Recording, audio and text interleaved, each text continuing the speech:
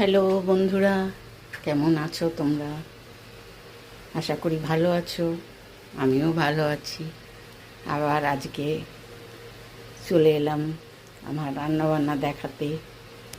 কদিন দেখানো হয়নি, তাই আজকে এলাম তোমাদের দেখাতে। চলো, কি কি করলাম আজকে একটু দেখাই।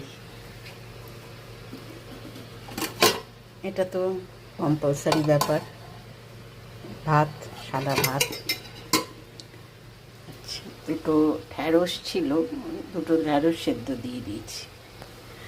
আচ্ছা, এখানে আছে চিংড়ি মাছ দিয়ে, লাউ দিয়ে, বড়ি দিয়ে একটা তরকারি।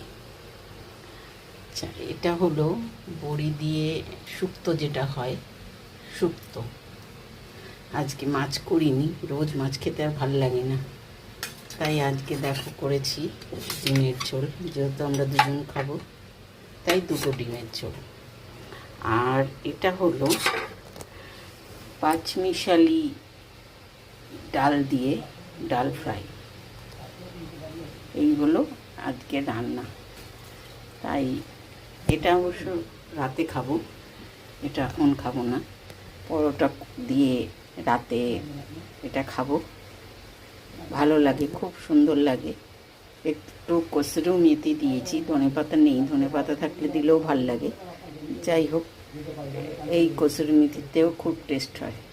ঘি দিয়েছি। তা এই হলো আজকে রান্না।